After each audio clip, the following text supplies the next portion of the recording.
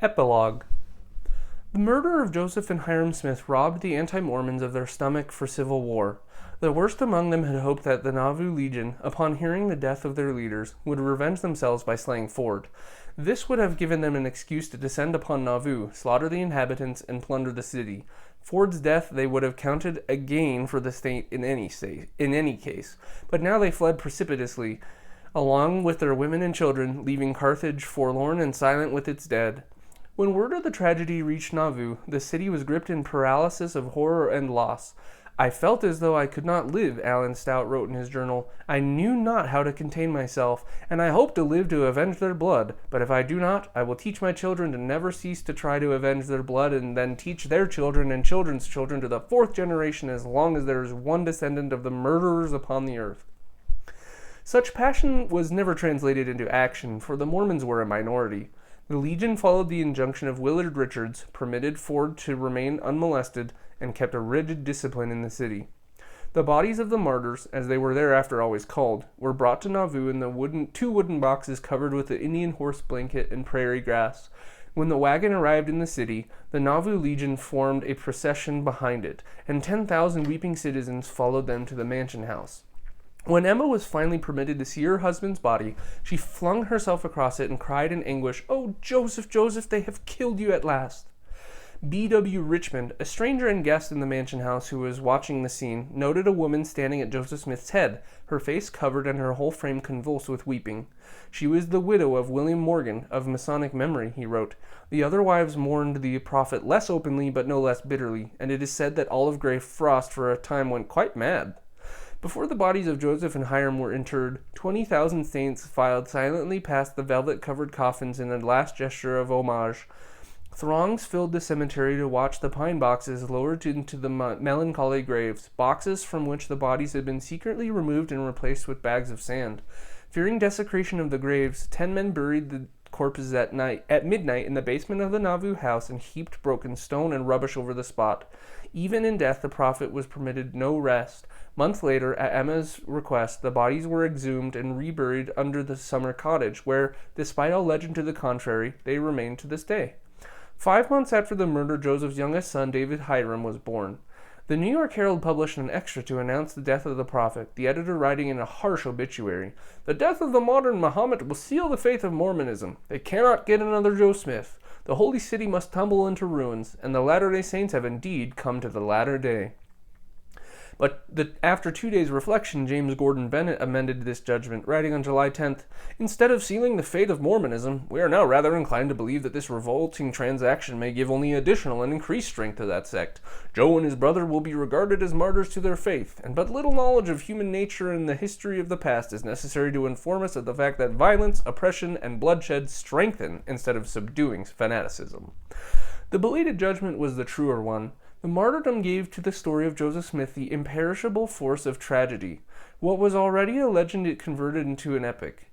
The martyrdom was a dramatic symbol that God had placed his seal upon the testimony of his prophet, and it was the legend of Joseph Smith, from which all evidences of deception, ambition, and financial and marital excesses were gradually obliterated, that became the great cohesive force within the church. For a time after Joseph's death, it seemed that schisms would disintegrate the church. Sidney Rigdon, after a bitter battle with Brigham Young, retired to Pittsburgh. Lyman White went to Texas, and Charles Thompson to St. Louis. James Jesse Strang set himself up as a king on Beaver Island, Michigan, and William Smith, claiming the succession for himself until his nephew young Joseph should come of age, stayed in Nauvoo until expelled by Brigham Young. All of these lesser prophets followed Joseph's lead in proclaiming visions or giving forth revelations, and most of them practiced polygamy. Only Brigham Young had the sagacity to claim his authority as president of the apostles rather than as an opportunistic revelator, and it was he to whom the bulk of Mormons turned. When the anti-Mormons saw that Joseph's death had not destroyed the church, they began to hound it in earnest. They faithfully emulated the burning and pillaging of the Missourians until Brigham Young agreed to take his people west. The heroic epic of the trek to the Great Basin has been told over and over again, occasionally with the fidelity and magnificence it deserves. To say that Joseph's death enriched the church with the inspiration of a martyr's legend is not to say, however, that his murder was necessary for the survival of the Mormon movement. Historians have commonly held that his empire was crumbling from within, and that only the genius of Brigham Young saved it from ruin. But there is no reason to believe that Joseph could have not survived the defection of William Law, as he had that of the Book of Mormon witnesses and John C. Bennett. His own story would have lacked the moral grandeur that his death imparted to it, but this was only one factor in the survival of the church. Had Joseph fled west, his saints would have trailed after him, as they had followed him from Kirtland to Missouri in 1838. Open admission of polygamy would have cost him some converts, but no more than it did Brigham Young 8 years later.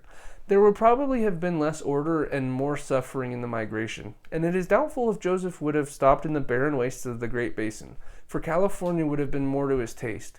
His empire might have been far less stable than Brigham Young's, but what it lacked in stability Joseph would have compensated for in color.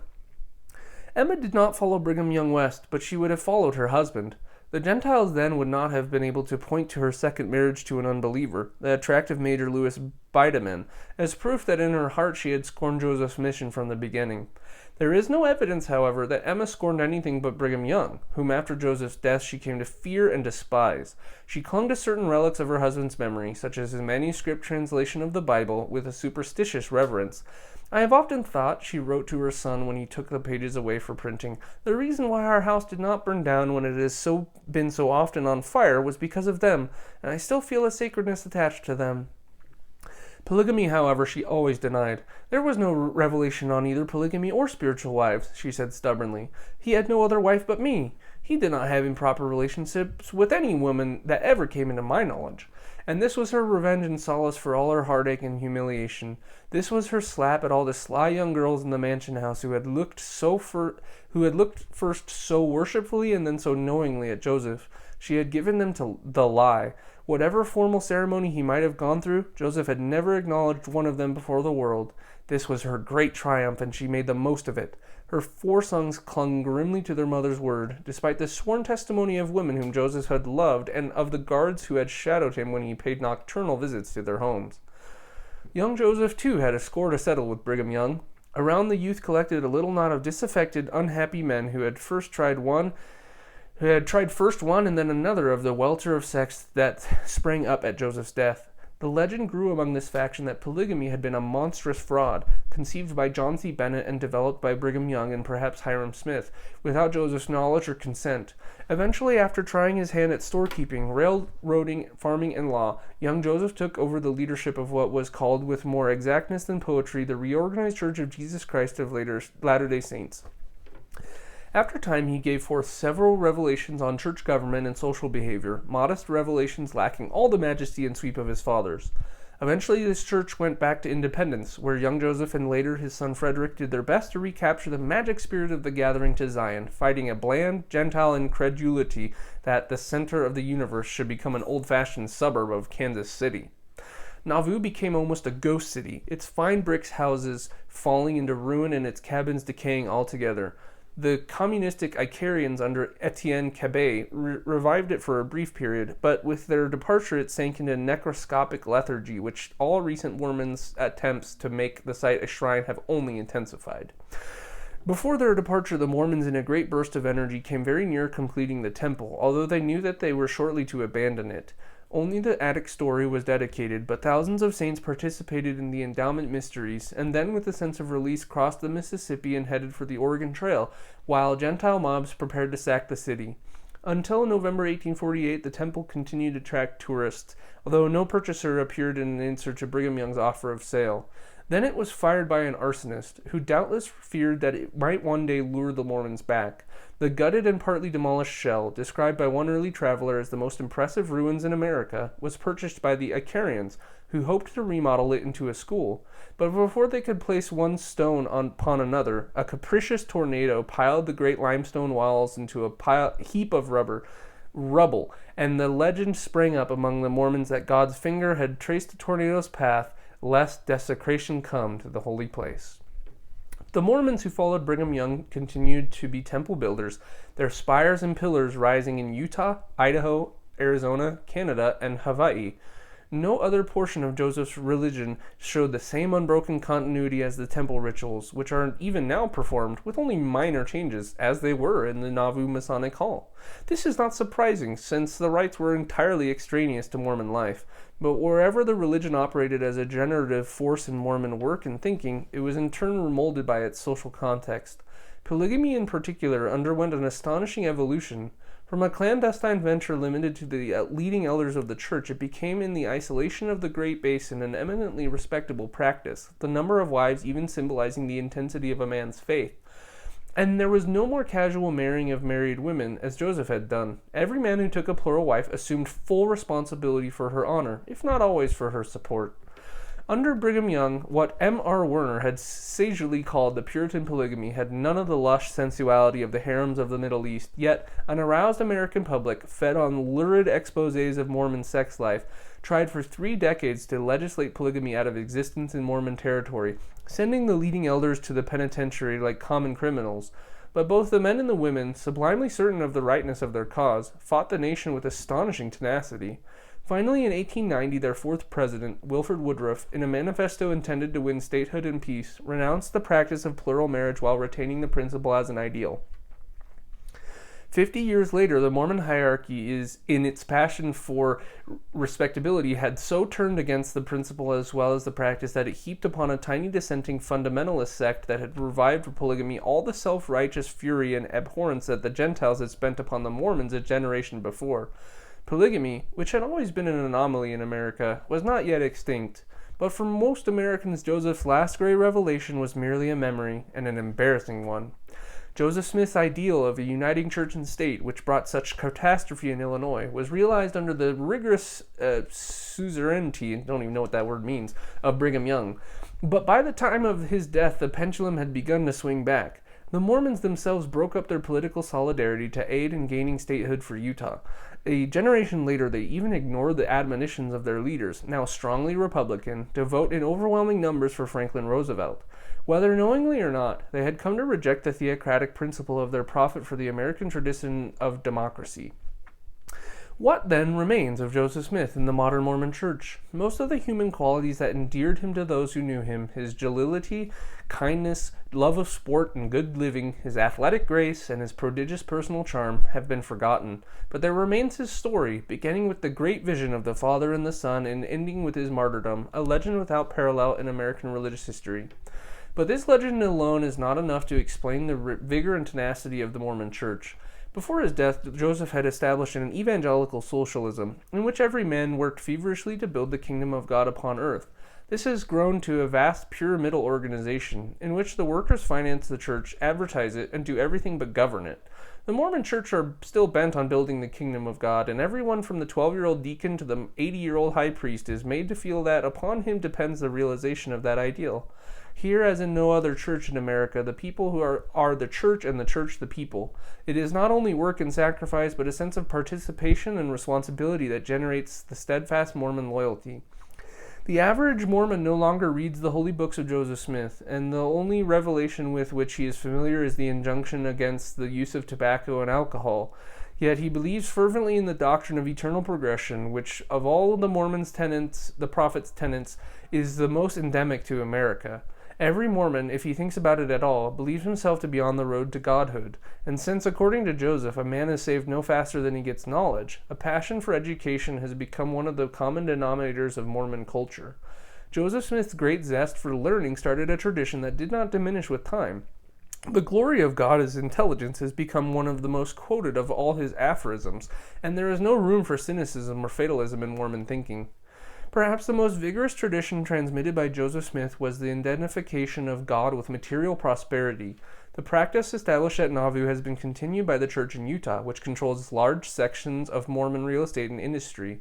Financial wizardry has come to be looked upon as equally important with spiritual excellence among the qualifications for church leadership, but the communistic ideology that pervaded the big experiments of an earlier day is vehemently disavowed. Big business has become thoroughly beatified. The religion that Joseph founded was all too well adapted to the milieu from which it sprang, the milieu of frontier America, with all its crudity as well as vigor. And the present church betrays its heritage in all its works, including the road signs which lead to its shrines. Along the lovely White River Valley of Vermont winds a highway leading to Sharon. As one approaches Joseph's birthplace, one comes upon a marker that heralds the proximity of this Bethlehem of Mormonism. Its message is too ingenuously deceptive of the true missionary spirit it embodies. Visit, it urges, the Joseph Smith Monument, world's largest polished shaft. One cannot say that the prophet has been too ill-served by this sign, for it only symbolizes the barrenness of his spiritual legacy. Joseph had a ranging fancy, a revolutionary vigor, and a genius for improvisation, and what he could mold with these he made well. With them he created a book and a religion, but he could not create a truly spiritual content for that religion. He could canalize aspirations formed elsewhere into new structure and provide the ritualistic shell of new observances. But within the dogma of the church there is no new Sermon on the Mount, no new saga of redemption, nothing for which Joseph himself might stand. His martyrdom was a chance event, wholly incidental to the creed that he created. Yet Joseph's theology, a patchwork of ideas and rituals drawn from every quarter, became in his hands a thing of color, warmth, and originality. Joseph believed in the good life upon earth, in work, laughter, and brotherhood, tolerant of the foibles of his friends, since he could not easily forget his own. He provided a heaven where all men could be saved. And he made of that heaven a continuation of the good life of earth. Since work is a prerequisite to joy in this life, so should it be in the next. Since his wife and children were dear to him, he made the marriage covenant eternal, and allowed for its expansion. Since power was sweet to him, he gave to every convert the promise of dominion over a star. Joseph in his own person provided a symbol of nearness to God and a finality of interpretation that made the ordinary frontier evangelist seem by comparison all sound and fury. There was a great hunger in his people, and they accepted him for what he set himself up to be. They believed the best of him and thereby caused him to give his best. Joseph's true monument is not a granite shaft in Vermont, but a great intermountain empire in the West. End of text. Hey everyone, this is Sam, Professor Plumb, as it were. You have just listened to a recording by Bigfoot Books.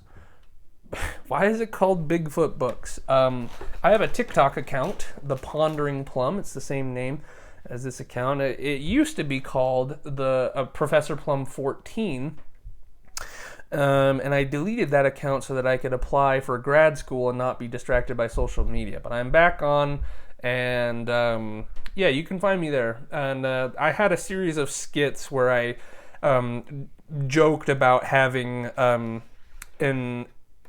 a lust for Cain or Bigfoot. In Mormonism, people believe that Cain from the Bible, Cain and Abel, is who became Bigfoot. And that's really funny. So that's why it's called Bigfoot Books. Just kind of an inside joke.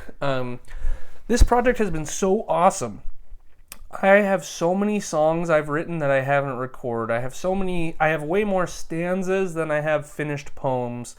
I have so many projects that I've started and have not finished in this life. And this project I'm finishing right now, and that feels so amazing.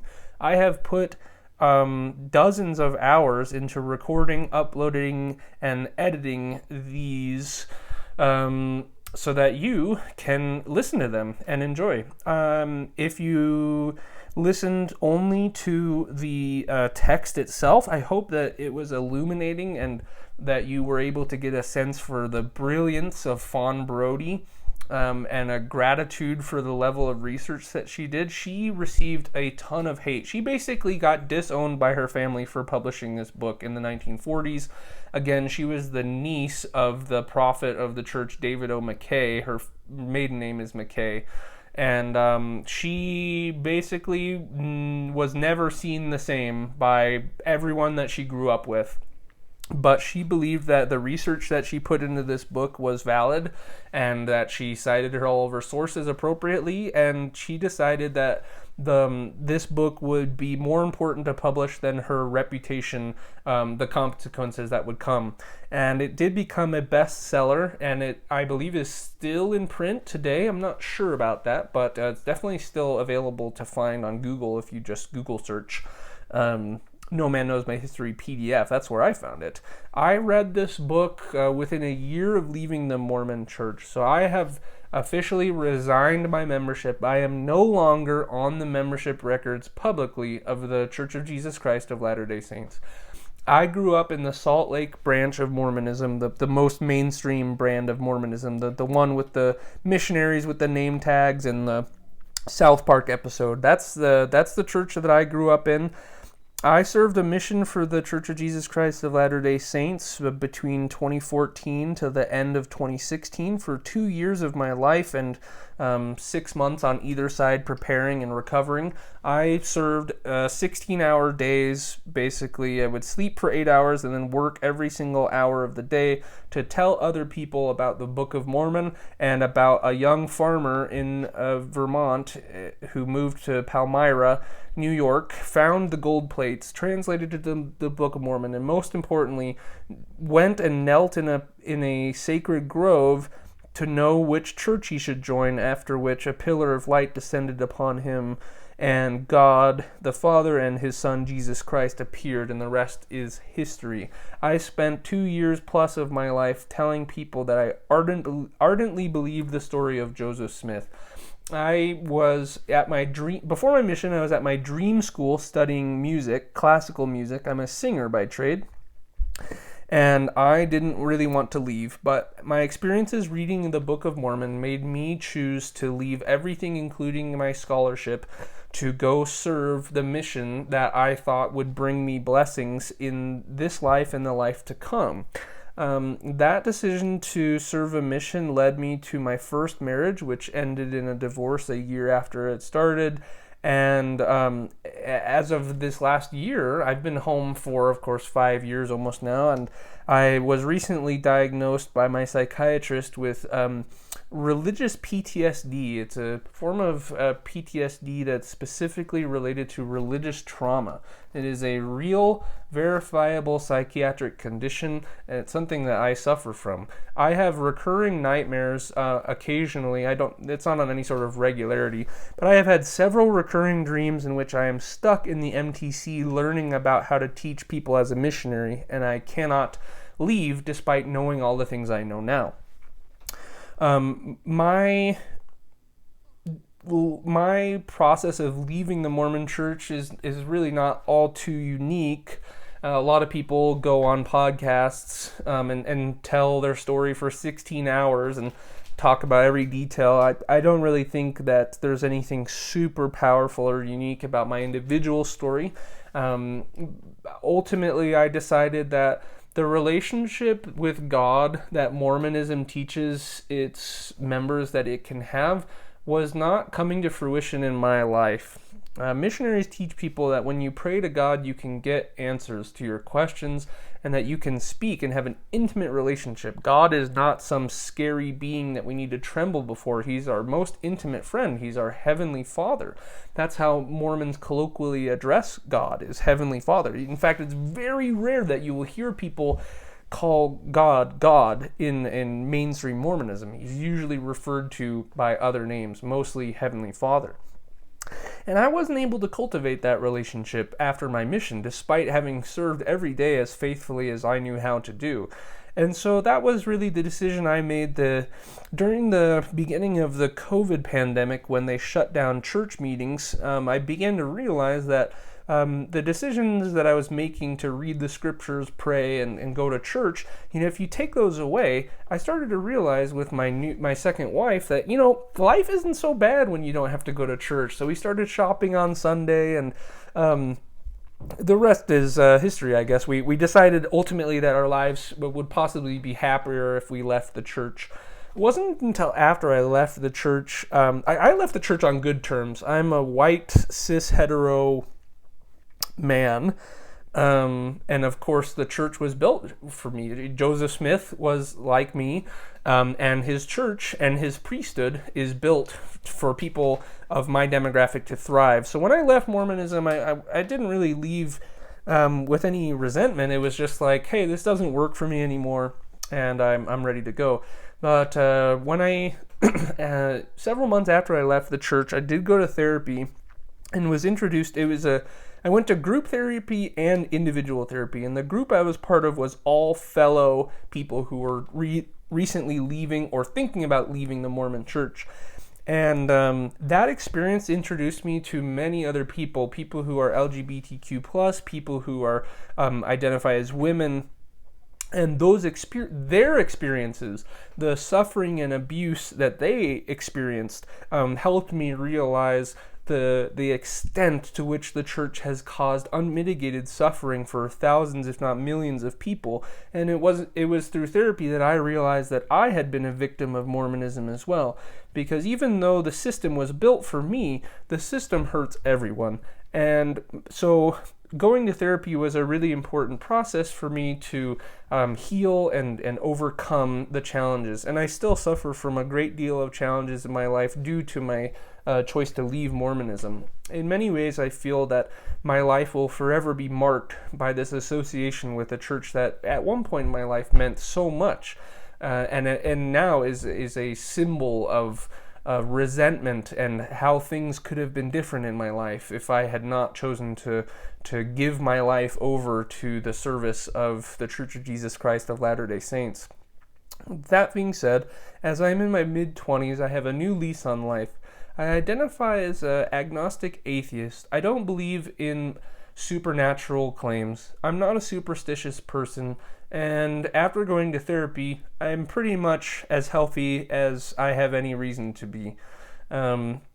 Throughout the isolation of the COVID pandemic, I've spent a lot of time reading Mormon materials. I do a lot of stuff on my TikTok account, kind of split evenly between satire and just informative stuff.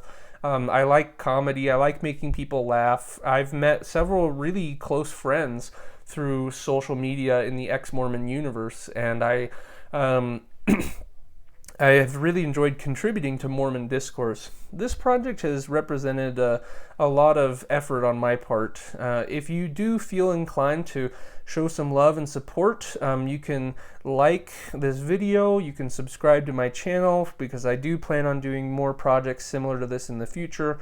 You can share this with your friends and family. I think this book is important. I think it is a powerful testament to the ways that powerful, charismatic people can change our lives. And I myself am a huge... my life has been changed by a simple farmer boy from Vermont who started this 19th century church. And the way that I realized that my mission was a waste of time from my own perspective. If you served a mission and come to the conclusion that it was a good experience for you, I'm really happy. But it was not for me, and I do think it was a waste of time. And so part of my coping process for what do I do with all this knowledge, because I do have so much scriptural knowledge, and I've read the Book of Mormon so many times, and especially after reading this book twice and reading other materials as well, I'm getting a better grasp of Mormon history than I ever had as a member of the church. And so the best way for me to cope with that feeling that I spent so much of my time on this earth doing something that doesn't really mean anything is to try to make it mean something by digging deeper and challenging my assumptions about what Mormonism is and what it can be. Fawn Brodie wrote this epilogue, of course, in the 1940s and may have revised it in the 1970s. But we're here in 2021 and the church still exists. And let me tell you, people still believe Joseph Smith is a prophet. South Park was not able to convince everyone to give it up, even though that episode is hilarious. If you haven't seen it, I highly recommend you watch the episode of South Park. What the premise is, there's a family that moves in next door to one of the characters in South Park, and they are Mormon. And the rest is just hilarious. So highly recommend that. And what's funny is that people thought when they watched that episode, the reaction was, this is so absurd. This has to be parody. There's no way this is true. And to my knowledge, almost every single detail of that episode of South Park, which is a notoriously crude and stupid cartoon, is actually pretty accurate. And so people were really surprised to find that no, there's no joke. It really is that absurd of a story. So I have family. I have family, immediate family and extended family that serve in Latter-day Saint temples. I have immediate and external family that have served missions. I served a mission for the church. The church is still active.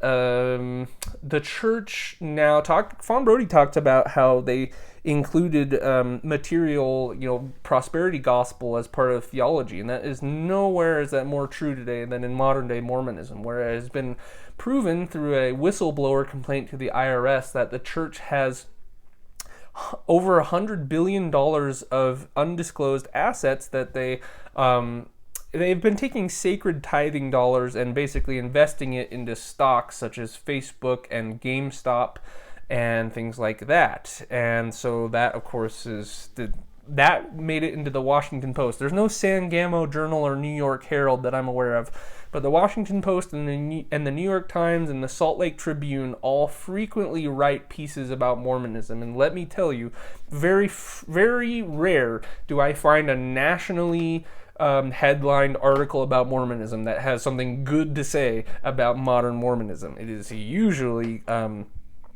whistleblower or a high-profile excommunication or some other editorial that puts them in a negative light. Of course, Mormonism was put into the spotlight as the 2012 candidate for President Mitt Romney on the Republican Party is a very high-profile, successful Mormon, one of the richest Mormon men alive. And so there was a BBC did a documentary series about it, which is famous because it was amongst ex-Mormons as being awesome because it caught several Mormon leaders lying, including Jeffrey R. Holland. And Jeffrey R. Holland is a favorite of many Mormons. So when they leave the church and find out that Jeffrey R. Holland is not the man they thought he was, that's somewhat cathartic for some people. So Mormonism has always been in the news in my lifetime, and usually it's not good stuff. I was in high school and middle school during the Prop 8 thing in California, the fight for legalization of gay marriage in the United States was met with heavy opposition from Mormons, almost more than any other religious group. The financial and time and resources donated by Mormons to stop the march forward of LGBTQ progress, almost more than any other religion, Mormons put more time, money, and effort into that. And to our great shame, that's a really sad thing. There are so many redeeming aspects of Mormon theology. The way that Mormonism is organized and the way that the leadership exercises its dominion, I think, is indefensibly condemnable. There's really nothing good to say about that aspect. The theology is, there are a group of renegade youngsters that, for the 5% of people in Gen Z that are staying, they are fighting hard for significant reforms in the church. The current leadership in the Mormon church is comprised of people who were married to their spouses before my parents were born. Russell M. Nelson was, I think, married to his first wife in the 1940s during World War II. These people weren't even just alive, they were adults during the Second World War. That is astounding. I hope I don't have my dates wrong, but I think that's correct. And especially, that was true 10 years ago when people like L. Tom Perry and Thomas Monson were still alive. Definitely. They served in World War II. That is absolutely insane. These geriatric leaders, there was a talk that David Bednar gave a while back about why gerontocracy is a good thing and why having the apostleship be comprised strictly of white men older than like 65 is like the way that the Lord wants things to be. And bless David Bednar for trying to, put some spin on that. But everyone else is thinking what I'm thinking, which is that these people have no clue what the internet is and how it works. They have no clue how social media works, and they are just getting... It is so evident because, like I've said, the news that the church is getting, the press they're getting, well, there's no such thing as bad press. And with the amount of assets they have, I guess that's sort of true. I mean, you can say whatever you want about Mormons, but they are prosperous. They have lots of money. I don't see them going anywhere anytime soon. The statistics are pretty staggering, though, that people are leaving. So this pyramid structure, this multi-level marketing, that's what it is. The Mormon church is an MLM, except they're selling salvation instead of cheap leggings. or essential oils. So if you just trade out the product for theology, then you've got a religious MLM. That's what modern Mormonism is. It is, if you want to learn more about the state of Mormonism and its future, I recommend you listen to Peter Bleakley's podcast, The Mormon Civil War. So you can find the episodes uploaded here to YouTube to their channel, Mormon Civil War. Peter Bleakley is an absolute genius. He's one of the people who is aware of the deep level of mistrust that has been sown by modern Mormon leaders and still decided to stay within the church. Very few people discover the true narrative of Mormon history and decide that they still want to be associated with it. And Peter Bleakley does an excellent job in his presentations breaking down the numbers and showing how in his home country of England, the fate of Mormonism, his contention is that Mormonism as it currently stands will die within the next 10-20 years if the rapid and significant changes he proposes to its organizational hierarchy are not implemented. And I tend to agree with him. While I've decided to take a different course in my life and no longer consider myself religious at all, I have no desire to replace Mormonism with any other spiritual quest that is not secular. I respect people that want to be a part of the Mormon diaspora. The Mormon intellectuals, the people that I've met, are so smart and so brilliant. I've talked a lot about in this channel about the apologetics. The apologists for the church, I think most of them want to maintain the level of reverence they have. And it must be so difficult for them. Their work is cut out for them. And I think I've made it quite clear that my position is that in many situations, the apologetics are useless. I have a lot of respect for people that want to find spiritual meaning in Mormonism. I've chosen to do it through reading sources that would get you excommunicated for reading. At least, maybe not today. The Mormon Church doesn't like to excommunicate people anymore because of the high-profile negative press they get. They prefer to do things behind closed doors, and they would rather that you resign because it saves them the heartache of the bad press. But I think one of the best decisions I ever made was to remove my records from the Mormon Church. I'm sure it broke my parents' heart, as they are both faithful members to this day, and I very much believe that they will go to their grave believing that Joseph Smith was a prophet, and that, like Brigham Young said, I don't care if he's the worst adulterer that the world has ever seen. The truths that he restored to this earth are eternal, and so I'm going to stick with that. That describes the attitude of many people in the church today, and I don't think I see that ever going away.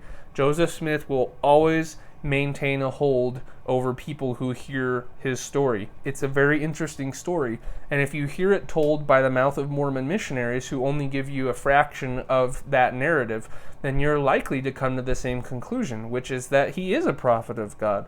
I think he was a prophet of God. I just don't particularly like the things that he prophesied about. So I guess that makes me a sinner. But the best thing about Mormonism is that the worst thing I can get into is the telestial kingdom, which is still better than anything the world has ever been able to describe according to the Doctrine and Covenants. So, you know what? At the end of the day, what's the worst thing that could happen?